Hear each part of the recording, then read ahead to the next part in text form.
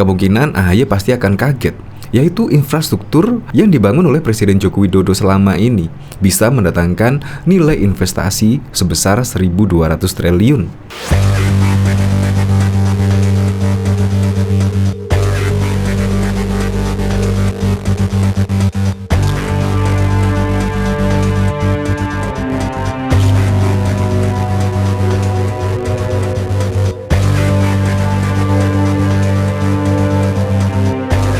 Sebelum menyaksikan video ini, pastikan bosku jangan lupa subscribe, karena subscribe itu gratis plus bonus tonton video terbaru setiap harinya. Jangan lupa ya. Nah, kadang-kadang saya sampai bosen ya mendengarnya, yaitu AHY menyindir keras Presiden Joko Widodo. Jangan semua uang negara untuk infrastruktur. Rakyat butuh makan. Lagi-lagi yang dikritik infrastruktur terus. Padahal infrastruktur yang dibangun oleh Presiden Joko Widodo sangat dirasakan oleh masyarakat luas. Tetapi yang dikritik justru infrastruktur terus. Emangnya nggak ada bahan lagi apa untuk menyerang Presiden Joko Widodo selain infrastruktur? Padahal masih banyak loh. Seharusnya yang dikritik selain infrastruktur. Apakah AHY tidak bisa ya menemukan kritikan terhadap Presiden Joko Widodo selain infrastruktur? Nah, padahal infrastruktur di luar Pulau Jawa sangat dibutuhkan sekali. Apalagi juga karena pembangunan infrastruktur di era pemerintahan Presiden Joko Widodo di luar Pulau Jawa itu juga mendatangkan investasi yang sangat besar. Bahkan target ini menurut Bahlil Lahadalia, target investasi pada tahun 2022 ini yaitu mencapai 1.200 triliun. Kemungkinan AHY pasti akan kaget, yaitu infrastruktur yang dibangun oleh Presiden Joko Widodo selama ini bisa mendatangkan nilai investasi sebesar 1.200 triliun. Nah, yang paling mengejutkan lagi, justru investasi yang paling besar bukan di Pulau Jawa, melainkan tersebar di luar Pulau Jawa. Ini sungguh keren sekali. Jadi sekarang ini tidak fokus di Pulau Jawa saja, melainkan di berbagai belahan pulau-pulau di Indonesia. Nah, ini bahkan juga ditanggapi oleh Ampel Denta.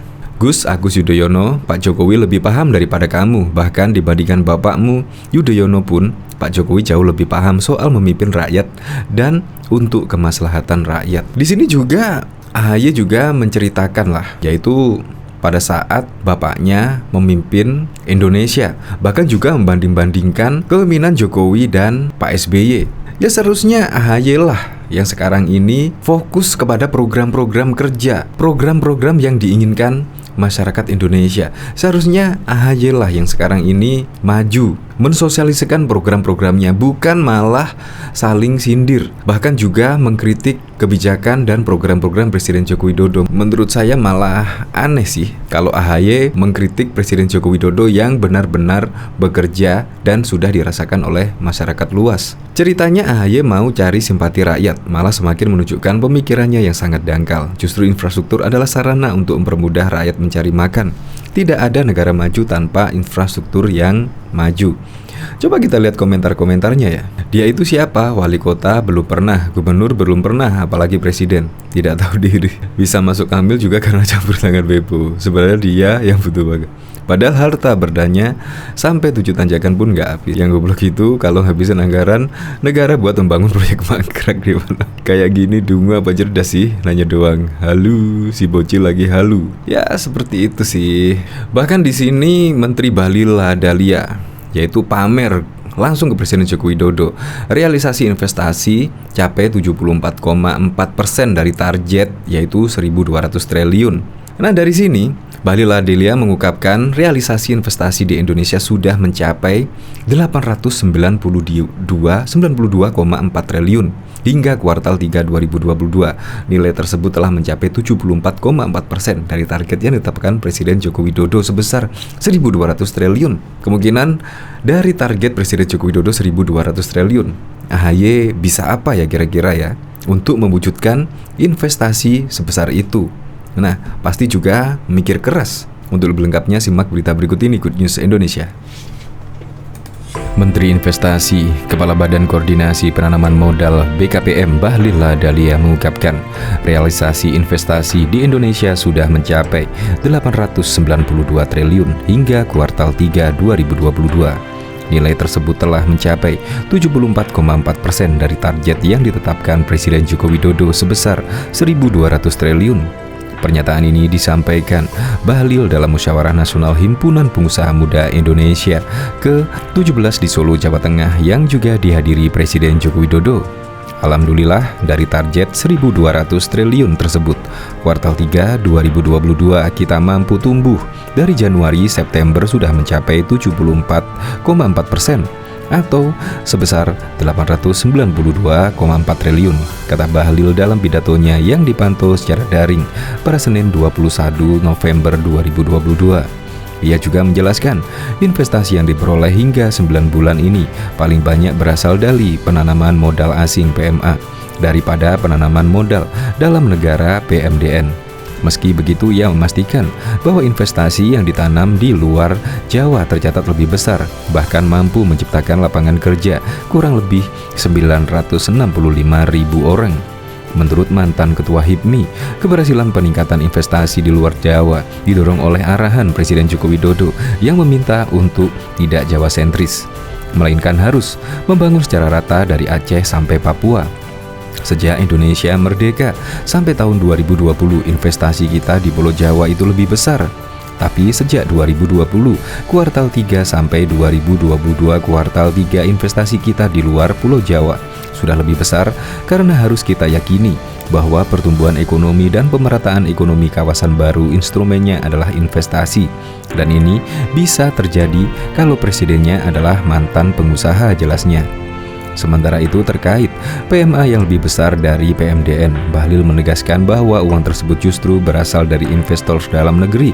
Hal itu disebabkan karena Singapura kini telah menjadi hubs investasi. Singapura sendiri, Pak Jokowi, ini sebagian uang orang Indonesia. Ada uangnya Pak Cicip di sana, ada uangnya Adaru juga Pak Erik, ada uangnya Pak Erwin juga, cuma investasinya pakai PMA. Jadi sebenarnya kalau uang ini kita gabung, sebenarnya PMDN kita lebih tinggi dan sebagian Singapura itu dijadikan hubs imbuhnya. Berdasarkan laporan realisasi investasi kuartal 3 2022, Kementerian Investasi mencatat Singapura menjadi negara yang berinvestasi paling tinggi, sementara Tiongkok, Hong Kong, dan Amerika Serikat berada di bawahnya. Melalui catatan itu, Bahlil juga menegaskan bahwa tidak benar bahwa Indonesia dari sisi investasi hanya dikuasai oleh satu negara. Bahkan ia juga tidak membenarkan adanya perlakuan khusus kepada salah satu negara asing untuk berinvestasi di tanah air. Mohon maaf, tidak benar kalau negara kita dikuasai oleh orang satu negara tertentu dari investasi. Kita berprinsip selama negara asing mengikuti aturan perundang-undangan di negara kita, akan kita layani, tidak ada perlakuan khusus. Jadi, gak benar kalau ada yang mengatakan bahwa ada perlakuan khusus kepada negara tertentu. Semuanya kita perlakukan sama, karena negara kita menganut bebas aktif dan ekonomi juga bebas aktif.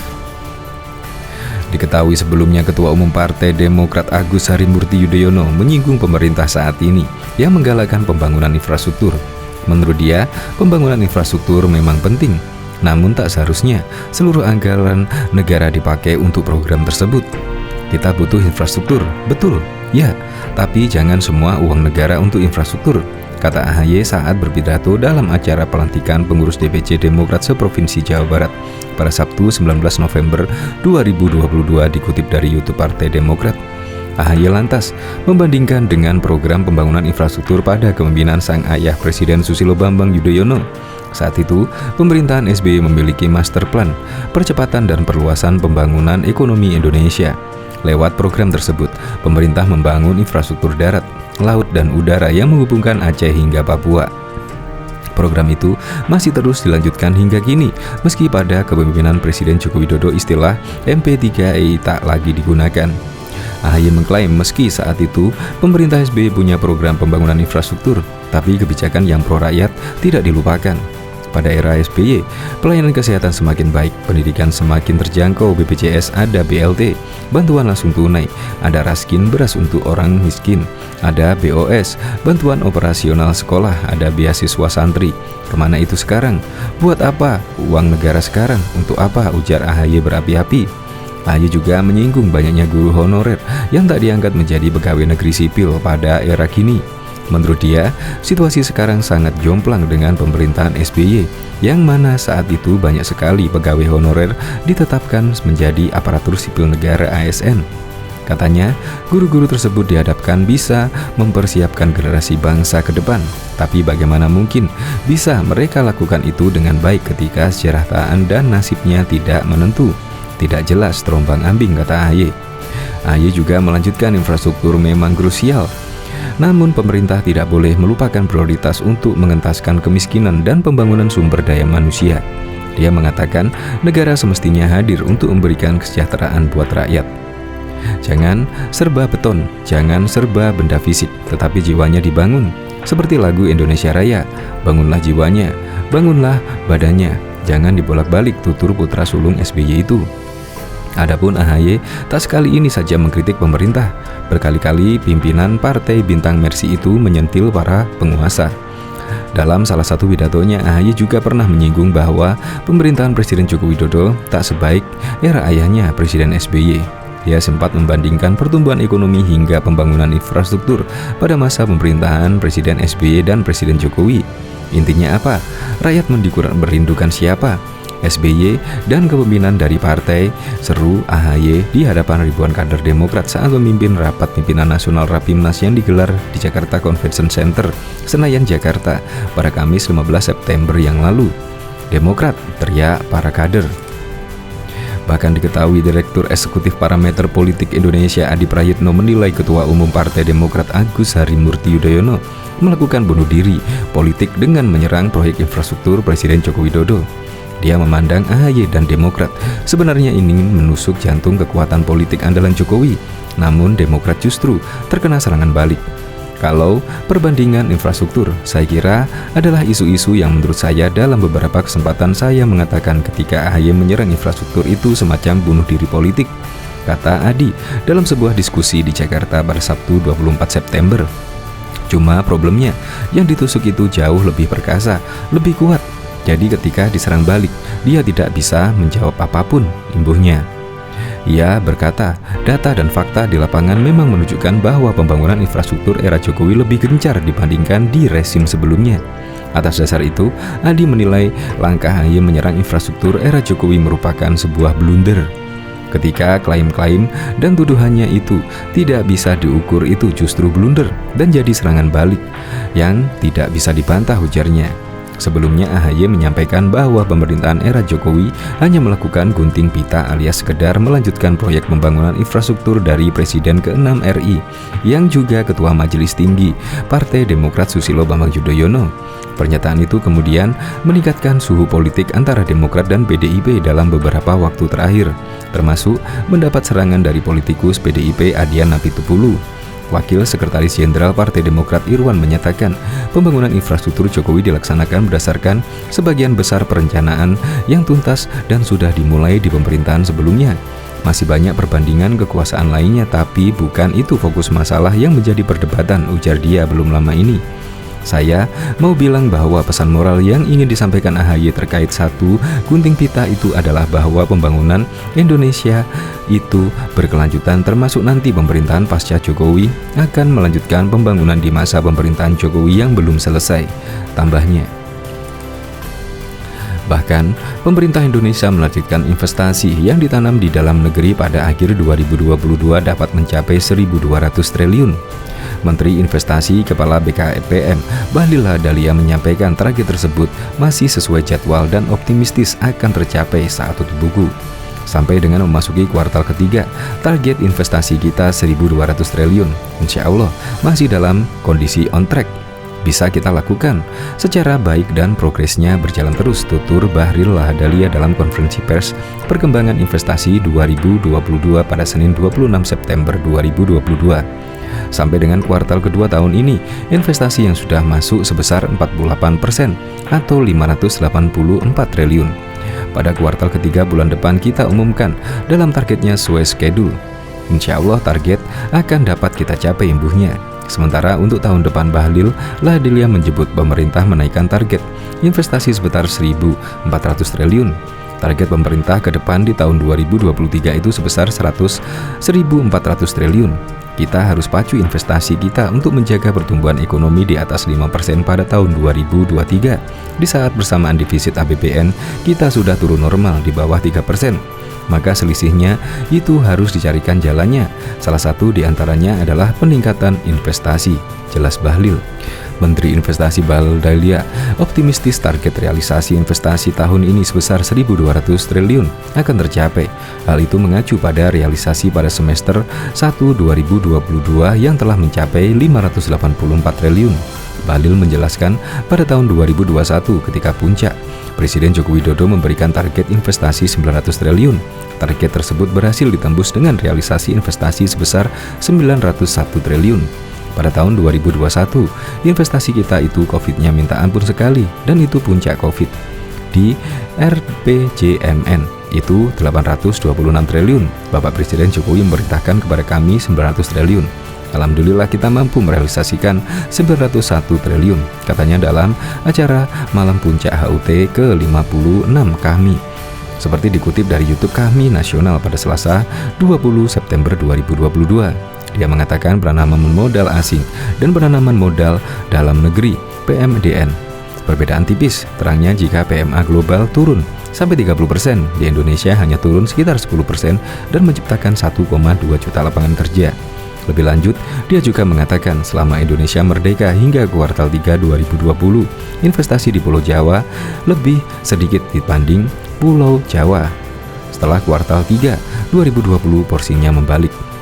Apa yang mau saya sampaikan kepada Bapak Ibu semua, abang-abang semua, teman-teman HMI, sekarang nggak perlu masuk Jakarta semua. Ekonomi itu di daerah sekarang tambahnya. Pada tahun ini, Jokowi menargetkan realisasi investasi 1.200 triliun.